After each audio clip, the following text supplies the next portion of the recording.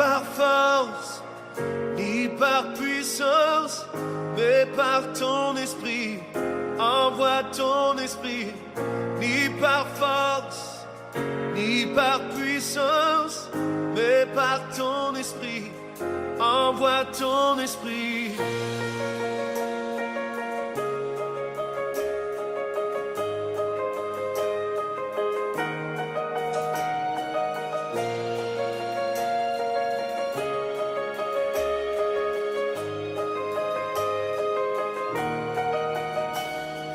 Tu es le feu, nous sommes. Alléluia. Je veux prêcher ce matin ma prédication va te faire énormément de bien. Je suis sûr que tu ne retourneras pas chez toi comme tu es venu. Parce que je suis venu déranger quelque chose dans ta vie ce matin. Est-ce que tu comprends ce que j'ai entendu dire? Ton amen ne me satisfait pas. Et nous sommes là pour déranger quelque chose dans ta vie. On parle le livre d'Habakkuk.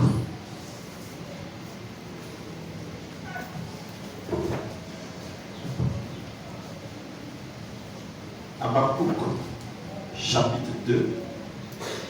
Je lis à partir du verset 2. Tu vas t'élever pour donner la parole du Seigneur. Habakkuk, chapitre 2, verset 2 à 3. Je lis la parole de Dieu. L'Éternel m'adressa la parole et il dit, le Seigneur t'adresse la parole ce matin. Et le Seigneur dit, écris la prophétie, grave-la sur des tablettes, afin qu'on la lise couramment. Car c'est une prophétie dont le temps est déjà fixé. Elle marche vers son terme. Elle ne m'attira pas. Si elle tarde, attends-la, car elle s'accomplira. Elle s'accomplira certainement. Tu vas répéter avec moi. Car c'est une prophétie. Dans le temps est fixé. Elle marche. La version anglaise dit elle court. Il faut dire elle court. Dis encore elle court. Dis Seigneur, ma prophétie court. Ma prophétie court. Vers son terme. Vers son accomplissement. Elle ne mentira pas. Dis waouh, elle ne mentira pas. Elle a dit si elle tarde. Si là ta voix n'a qu'à courir. Si elle tarde. Il faut dire comment ça va tarder encore. Ça fait combien de temps que j'attends? Comment ça va tarder encore? Parce que je suis en train de parler. Donc, attends-la quand même. Je me dis, donc d'attendre quand même. Mais Seigneur, vrai, je suis fatigué. Non, là, tu parles pas de conviction. Je vais attendre encore. Je vais attendre encore. Combien de temps? Avec mon âge là.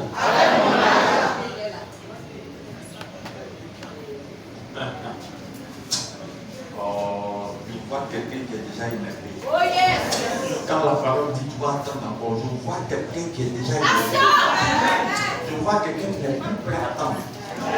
Je suis en train de voir dans vos visages que vous n'êtes plus prêt à attendre. Tu vas attendre combien de temps? On dit à Dieu que tu ne veux plus attendre. Commence à prier. Commence à prier. Voilà, bien que tu as fait ce matin. Dis Seigneur, si tu essaies pour attendre encore, pourquoi tu m'as montré ça?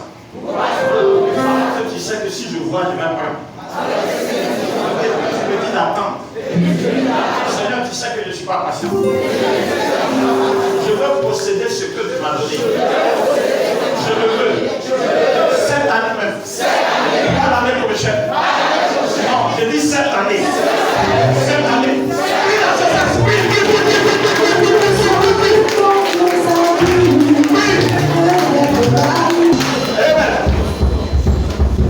Elle s'accomplira. Elle s'accomplira. Tu vas t'asseoir.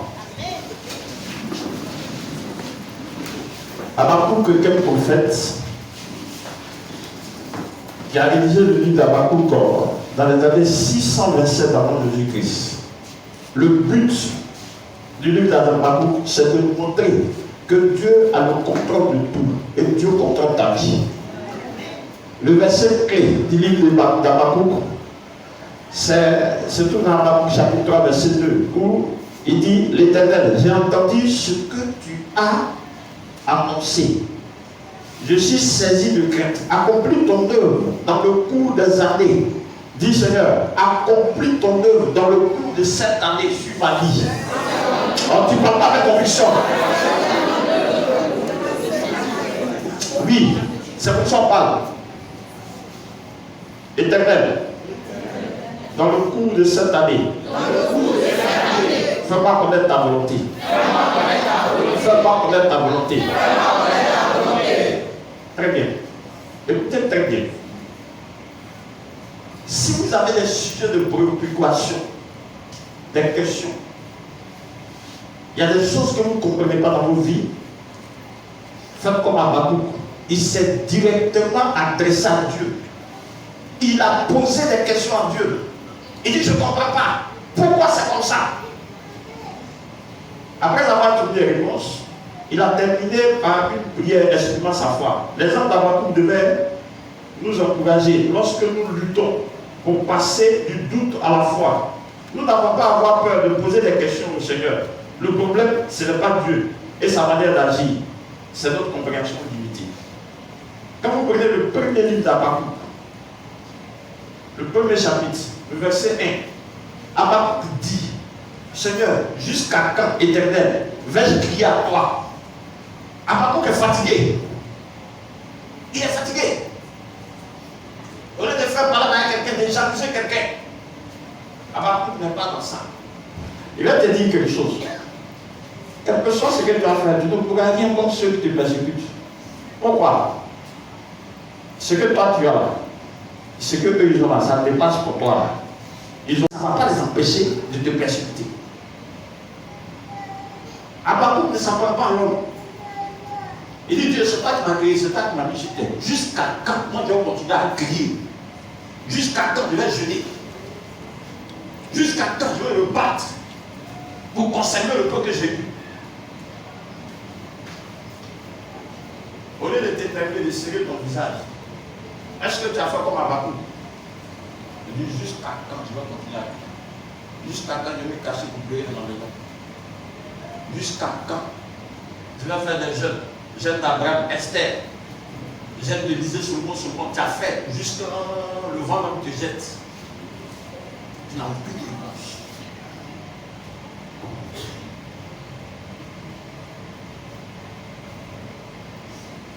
Habakkuk dit: tu n'écoutes pas, tu ne m'écoutes pas. Tu ne m'écoutes pas. Je prie, je fais tout. J'ai l'impression que tu ne m'écoutes pas. C'est ce qu'Habakkuk dit. J'ai crié vers toi pour dénoncer la violence. Mais tu ne me secoues pas. Tu ne me secoues pas. Je ne sais plus ce que je vais faire. Et voici la réponse que Dieu donne. Le Seigneur donne la réponse à Habakkuk dans le chapitre 2. Dieu est en train de lui répondre. L'Éternel m'adressa la parole. Dieu est en train de te parler. Il dit: Seigneur t'adresse la parole. Et il dit ce que je suis en train de dire. Il faut écrire ça. Il faut graver cette prophétie-là sur les tablettes de ton cœur. Graver. On parle de quelque chose de crac, crac, crac, crac. On ne peut pas effacer ça là. Comme on ne peut pas effacer. Je suis en train de graver ça sur les tablettes de ton cœur. Afin qu'on arrive ce programme, c'est-à-dire que quand tu as fait de graver ça dans ton cœur, quand tu es là, voici ce que le Seigneur a dit sur ma vie. Ça va se réaliser. Voici ce que le Seigneur a dit sur ma vie. Voici ce que le Seigneur a dit. Quand tu le fais, tu nourris ton esprit de la prophétie. Et la prophétie, c'est quoi? C'est la parole de Dieu. Cette parole-là va devenir un avec ton esprit. Et il vient te dire, une fois que tu veux transformer quelqu'un, transforme sa mentalité. Et la foi va naître. Parce que la foi, c'est une mentalité, c'est une attitude. La foi, c'est une mentalité. La mentalité, c'est la manière de penser. Tu dois penser que Dieu est avec toi. Et tu ne vas jamais t'abandonner, quel que soit ce qui se passe. Si tu fonctionnes comme ça, ton cœur ne va pas devant de certains événements. Est-ce que je suis en train de parler à quelqu'un? Maintenant, au verset 3 dit, car c'est une prophétie dont le temps a été fixé. Ça veut dire que si ça a été fixé, la chose a été arrêtée. Elle ne passera pas à côté. Il dit, elle marche. La version bien dit, elle court vers son thème. Elle ne mentira pas. Maintenant, le problème, c'est quoi? Il dit, si elle tarde, comment quelque chose qui court pour marcher, pour venir vers toi, et puis il dit encore, si ça tarde. Hein? Comment une prophétie qui a été scellée? Dieu dit, quand il a dit, ça commence à se mettre en route. Il dit, la prophétie court, elle marche pour venir vers toi. Et puis il dit, hey, si ça tarde. Si ça tarde, pourquoi ça va tarder encore? Puisque Satan a couru pour venir vers toi.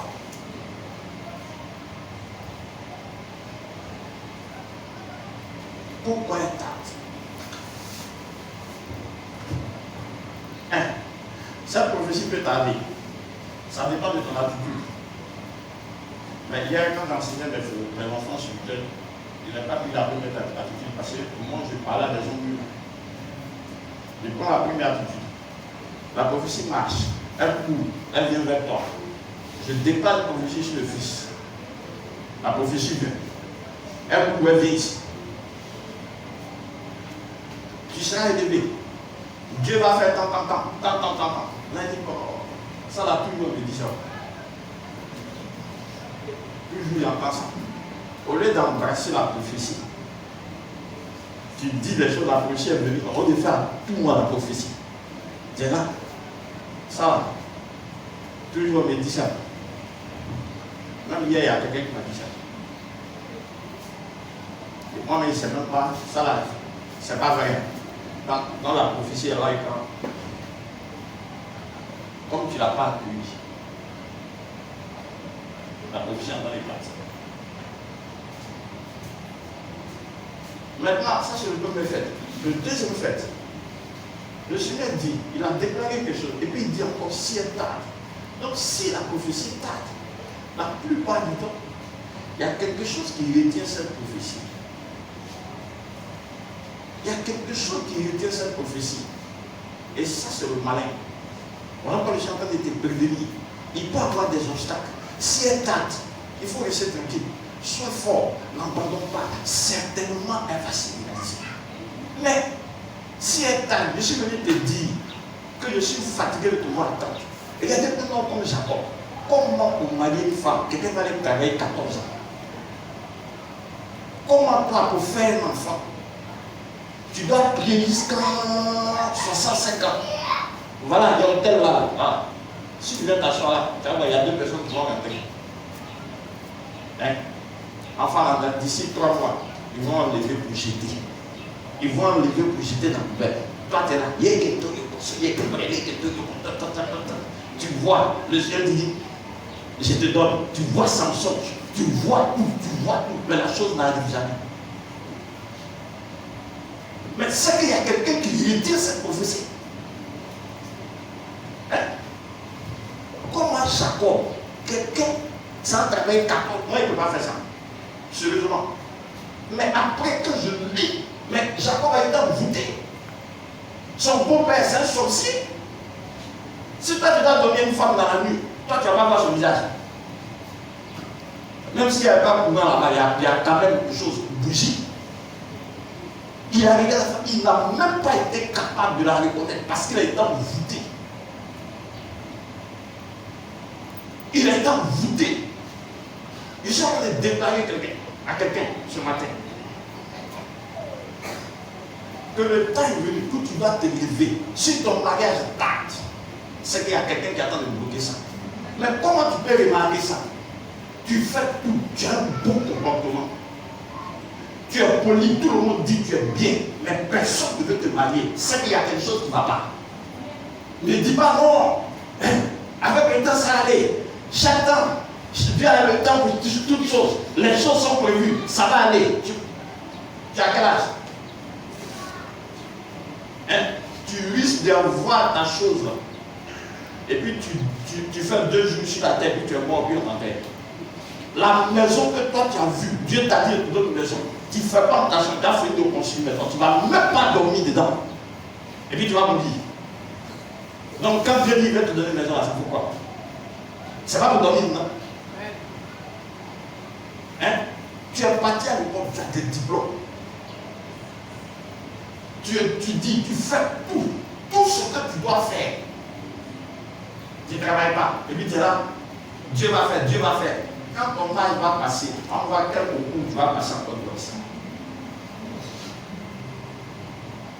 Et ça, c'est pas normal. La Bible dit, si elle tâte, Dieu ne veut plus qu'elle tâte. Toute personne qui a scellé ma prophétie, pour ne pas qu'elle se réalise. Non, je consume les mains. Commence à parler à Dieu. Commence à parler à Dieu. Alléluia. Alléluia, c'est moi. Je vais te dire quelque chose. C'est pas parce que Dieu fait ces choses lentement que Dieu est lent. La preuve avec que la Bible te dit que Dieu est lent mais déjà en retard. Mon frère, tu as pris du retard. Il faut regarder ta vie. Où tu devais être là, c'est pas là-bas que tu es. N'accepte pas ça. Je te dis que tu as pris du retard dans tous les domaines de ta vie.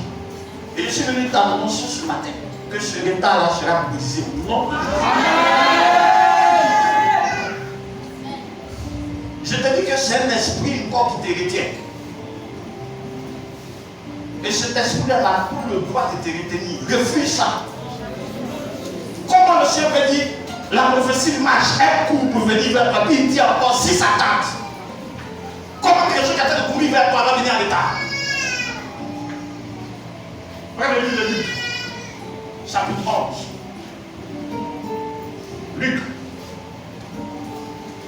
Luc chapitre 11. Vous allez comprendre. Luc chapitre 11, verset 14. J'ai lu le verset 14. Écoutez très bien. J'ai fini par là. Je ne peux plus continuer parce qu'il est déjà chaud. J'ai fini par là. Luc chapitre 11, verset 14 dit: Jésus chassa un démon qui était muet. Lorsque le démon fut sorti, le muet se mit à parler et la foule fuit dans l'admiration. Regardez quelque chose. Celui qui a écrit sur le livre de Luc, c'est Luc. Luc, ce n'est pas n'importe qui, il est médecin. C'est un scientifique. Il est concret. Tout ce qu'il dit, c'est quelque chose qui a été démontré. Luc est en train de parler, Luc est médecin, il est scientifique. Regardez la première phrase. La première phrase dit quoi? Quelqu'un me dit ça? La première phrase dit quoi? Jésus chassa un démon qui était muet. Un démon qui était muet. Et puis la suite, la phrase dit quoi? Lorsque le démon fut sorti, le muet parla. Donc, je vous pose la question. Qui était muet en réalité? C'est l'homme ou bien c'est le démon? Mais comme le démon est venu habiter en lui, qu'est-ce qu'il fait? Il empêche la personne de parler. Ton retard est dû à un esprit. On dit Jésus chassa un démon qui était muet. Mon frère, s'il n'arrive pas à te marier, il y a un démon qui est assis sur ton mariage. Tu es belle, tu réponds à tous les critères. Tout le monde dit que tu as un bon comportement, mais personne n'arrive à te marier. Mon frère, c'est un démon de quoi? De quoi? De célibat qui s'attache à ta vie. Si tu ne crois pas, relis encore. Allons-y, relisons. Quelqu'un n'a qu'à relire. Jésus chassa un démon qui était muet. Un démon. Qui est devant Jésus? Un démon. Qui est devant Jésus? C'est un homme. C'est un homme qui est devant Jésus. L'homme est là. C'est un homme qui est devant Jésus. Maintenant, qu'est-ce que Jésus fait? Qu'est-ce qu'il fait?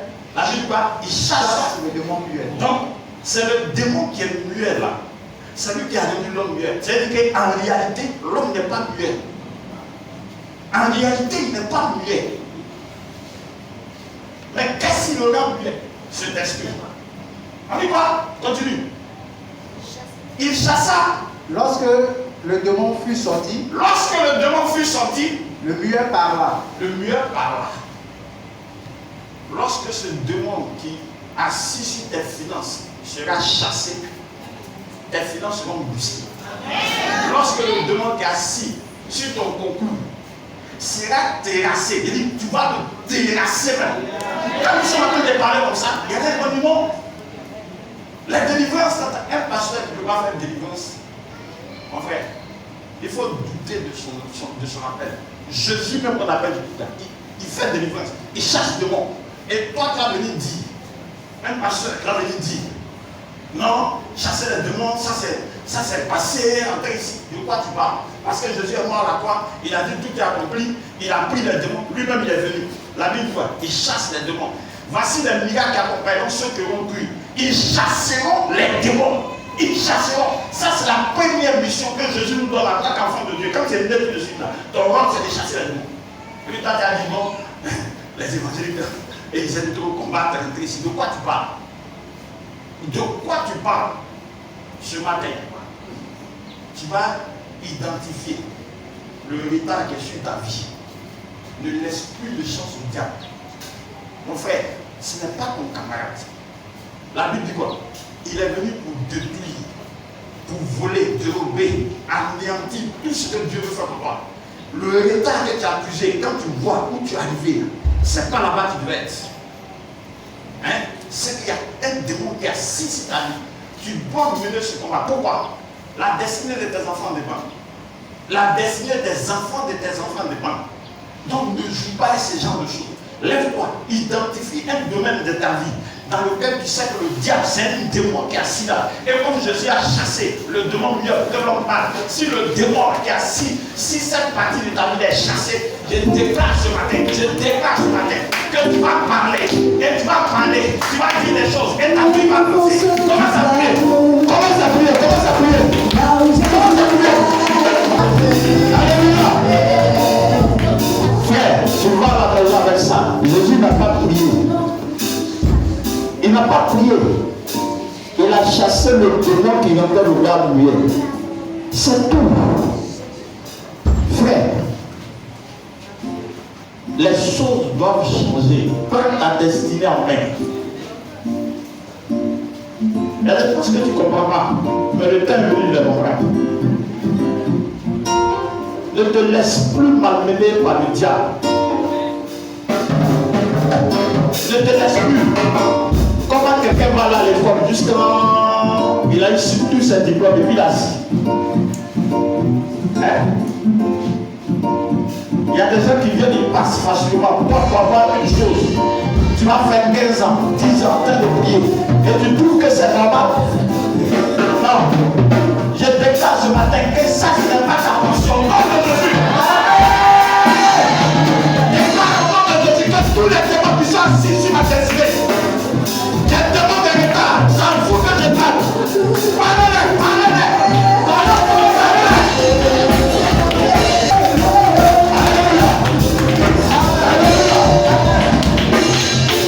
Je veux 10 personnes ici, rapidement. 10 personnes. Je ne fais pas plus. 10 personnes, pas plus. Très bien, la bonne nouvelle. Le mercredi, chacun de vous va jeûner jusqu'à 18h pour écraser le démon de retard qui est sur ta vie. Tu sais pourquoi? La place où tu es là, c'est pas ta place. Tu ne baisseras plus la tête pour regarder tes frères et tes soeurs. Tu ne baisseras plus la tête pour regarder les membres de ta famille. Ta peur est allée au vivant. Quand tu croises tes amis, quand tu te promènes, quand tu croises tes amis de toi, tu as peur de te présenter parce qu'ils vont te demander qu'est-ce que tu fais. Ils vont te demander qu'est-ce que tu fais. Et puis, cela peut faire aujourd'hui même.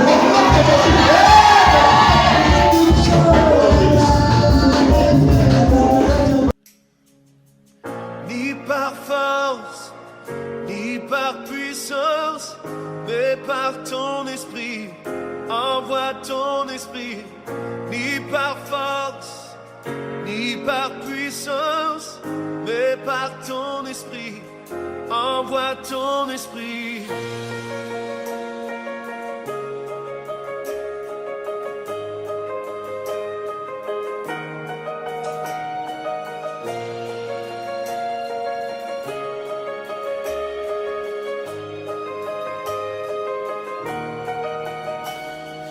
Tu es le feu, nous sommes le temple.